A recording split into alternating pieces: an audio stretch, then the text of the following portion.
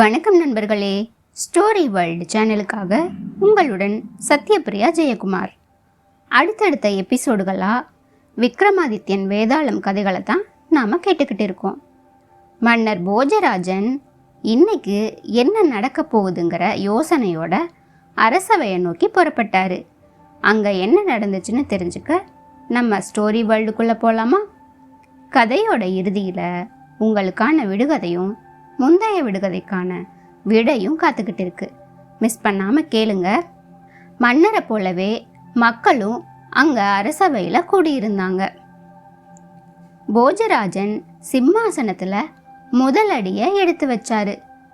எந்த சத்தமுமே இல்லாமல் அமைதியாக இருந்துச்சு. அடுத்து 2வது படியில் அடி எடுத்து வச்சாரு. அதிலிருந்த பதுமையும் அமைதியாகவே இருந்துச்சு. 3வது படியில் அடி எடுத்து வைக்கவும் அதிலிருந்த பதுமை சிரிக்க தொடங்குச்சு. இதை பார்த்த மன்னர், எதுக்காக சிரிக்கிற அப்படின்னு கேட்டாரு. 3வது பதுமையான கோமலவள்ளி பதுமை பேச தொடங்குச்சு.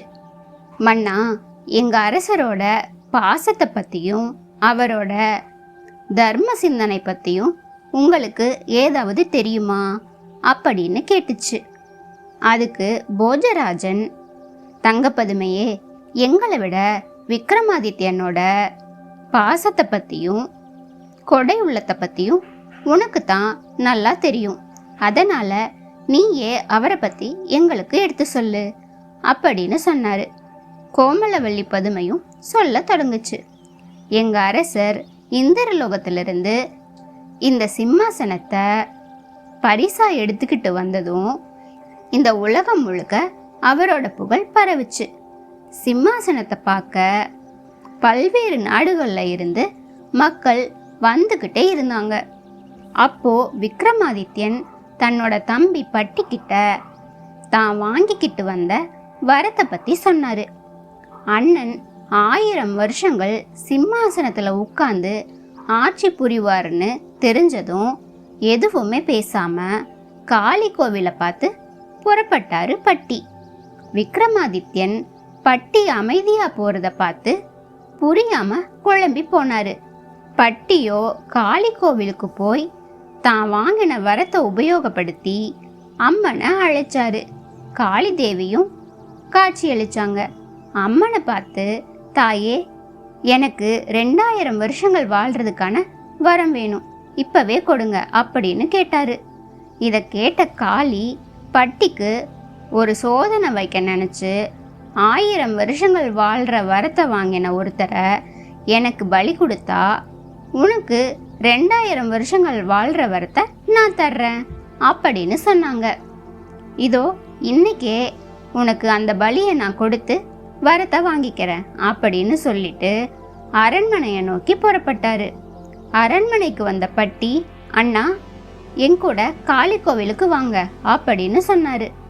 விக்ரமாதித்யன் வழக்கம் போல தம்பிக்கிட்ட திரும்ப எந்த கேள்வியுமே கேட்காம காளி கோவிலுக்கு பட்டியோட கிளம்பினாரு.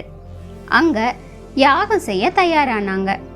அப்புறம், அண்ணா, நான் உங்களை பலியிட போறேன் அப்படின்னு பட்டி சொல்லவும் விக்ரமாதித்யன் எதுவுமே சொல்லாம தன்னோட உடைவாளை எடுத்து பட்டிக்கிட்ட கொடுத்துட்டு யாகத்துக்கு முன்னாடி தலையை குனிஞ்சு நின்னாரு. உடனே பட்டி அந்த உடைவாளால விக்ரமாதித்யனோட தலைய ஒரே வெட்டுல துண்டாக்கினாரு. அடுத்த நொடியே தலை யாக குண்டத்துக்குள்ள விழவும் காளி தேவி தோன்றினாங்க. பட்டியை பார்த்து, சொன்னதை செஞ்சு என்னை ஆச்சரியப்படுத்திட்டையே, நான் சொன்னபடியே உனக்கு 2000 வருஷங்கள் வாழ்றதுக்கான வரத்தை கொடுத்துட்றேன் அப்படின்னு காளி தேவி சொன்னாங்க. பட்டி காளி தேவியை பார்த்து இப்ப கலகலன்னு சிரிச்சாரு. இதை பார்த்த அம்மன், ஏன் இப்படி சிரிக்கிறீங்க அப்படின்னு கேட்டாங்க. அதுக்கு பட்டியோ காளி தேவியை பார்த்து, கோடான கோடி தேவர்களோட தலைவனான இந்திரன் கொடுத்த 1000 வருஷங்கள் வாழ்கிற வரமே இங்கே பொய்யா போயிடுச்சு. அப்படி இருக்க நீங்க எனக்கு கொடுத்த 2000 வருஷங்கள் வாழ்றதுக்கான வரம் மட்டும் நிலைக்குமா என்ன அப்படின்னு சந்தேகமா கேட்டாரு.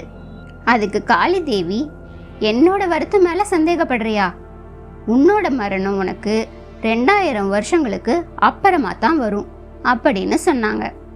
அப்படின்னா தேவர்கள் அளித்த வரத்துப்படி என்னோட அண்ணன் 1000 வருஷம் வாழணும்ல, அது இங்கே பொய்யா போயிடுச்சே.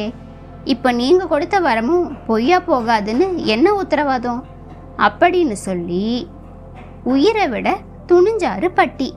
இதை பார்த்த காளி தேவி அவரை தடுத்து நிறுத்தி என்னோட வரம் பொய்யா போகக்கூடாது அப்படின்னு சொன்னாங்க. அப்படி பொய்யா போகக்கூடாதுன்னா தேவர்கள் கொடுத்த வரமும் பொய்யா போகக்கூடாது. அதுக்கு என்னோட அண்ணன் உயிரோட வரணும், இல்லைன்னா என்னோட உயிரையும் நான் மாச்சுக்குவேன் அப்படின்னு சொன்னார். இதை கேட்ட காளி தேவி, உன்னை சோதிக்கும் நோக்கத்தோட தான் நான் இப்படி செஞ்சேன். ஆனால் நீ உன்னோட அறிவால் என்னையே ஜெயிச்சிட்டியே. இதோ இப்போ விக்ரமாதித்யன் உயிரோட வருவான் அப்படின்னு காளி தேவி சொல்லவும் அடுத்த நொடியே 2 துண்டுகளாயிருந்த விக்ரமாதித்யனோட உடல் ஒன்றா சேர்ந்து உயிரோட வந்தார். பட்டியும் விக்ரமாதித்தனும் காளி தேவியை வணங்கி நின்னாங்க. இப்போ காளி தேவி, நான் கொடுத்த வரமும் பொய்யாகலை, தேவர்கள் கொடுத்த வரமும் பொய்யாகலை. உங்களோட சகோதர பாசத்தால் எல்லாத்தையுமே நீங்கள் ஜெயிச்சிட்டீங்க. அதுபோக பட்டிக்கு அவரோட புத்திசாலித்தனத்தை சிறப்பிக்கும் வகையில் கூடு விட்டு கூடு பாயிற வரத்தையும் கூடுதலாக கொடுக்குறேன் அப்படின்னு சொல்லி மறைஞ்சு போனாங்க. இப்போ பட்டி அண்ணன் விக்ரமாதித்யன் கிட்ட நடந்தது எல்லாத்தையும் ஆரம்பத்திலிருந்து விளக்கி சொன்னார். அதுபோக இப்போ நம்ம 2 பேருமே 2000 வருஷத்துக்கு இந்த நாட்டை ஆளலாம், நாட்டு மக்களுக்கு நல்லதே செய்யலாம் அப்படின்னு சொன்னார். அது எப்படி 2 பேரும் 2000 வருஷம் வாழ முடியும்? எனக்கு 1000 வருஷங்கள் தானே இந்திரன் கொடுத்துருக்காரு அப்படின்னு விக்ரமாதித்யன் கேட்கவும் பட்டி, அதுதான் இல்லை அண்ணா, இந்திரன் உங்களுக்கு கொடுத்தது 1000 வருஷங்கள் வாழ்கிறதுக்கான வரம் இல்லை, 1000 வருஷங்கள் சிம்மாசனத்தில் உட்கார்ந்து ஆட்சி புரியறதுக்கான வரம். அதனால் நாடாறு காலம் காடாறு காலம்னு வாழ்ந்தா உங்களுக்கும் 2000 காலங்கள் கிடைக்கும். அதனால தான் நான் தீர யோசித்து காளி தேவி கிட்ட இப்படி ஒரு வரத்தை கேட்டேன். நீங்கள் நாட்டில் இருந்து ஆளும்போது மட்டும்தான் சிம்மாசனத்தில் உட்கார்ந்து ஆட்சி புரியுவீங்க, அப்படின்னா 2000 வருஷங்கள் ஆகிடும் இல்லையா அப்படின்னு பட்டி சொல்லி முடிக்கவும் பட்டியோட அறிவை பார்த்து விக்ரமாதித்யன் ரொம்பவும் சந்தோஷப்பட்டார். அப்புறம் தன்னோட நாட்டை முன்னை விட சிறப்பாக ஆட்சி செஞ்சார் அப்படின்னு சொல்லி முடிச்சிச்சு கோமலவள்ளி பதுமை. போஜராஜ மன்னரே, எங்களோட அரசரை பற்றியும் அவரோட சகோதரரை பற்றியும் நீங்கள் என்ன சொல்கிறீங்க அப்படின்னு கேட்டுச்சு.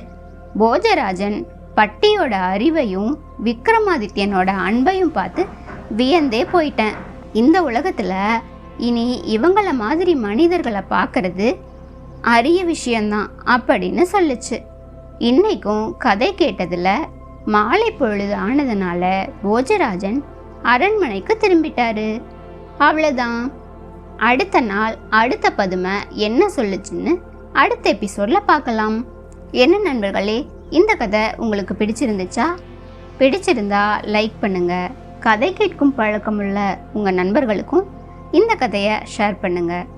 இன்னும் நம்ம சேனலை சப்ஸ்கிரைப் பண்ணாதவங்க அப்படியே சப்ஸ்கிரைபும் பண்ணிடுங்க. இப்போ விடுகதை பகுதிக்கு போகலாமா? முந்தைய விடுகதை, காலையில் வந்த விருந்தாளி மாலையானதும் மறைந்து விட்டான். அவன் யார்? இந்த விடுகதைக்கான விடை சூரியன். இன்றைய விடுகதை, போவான் வருவான் கருத்தப்பன், தலைகீழாய் நிற்பான் கருத்தப்பன். அது என்ன? இந்த விடுகதைக்கான விடை உங்களுக்கு தெரியும்னா கமெண்ட் செக்ஷனில் பதிவிடுங்க. தெரியாதவங்க அடுத்த கதை வரை காத்திருங்க.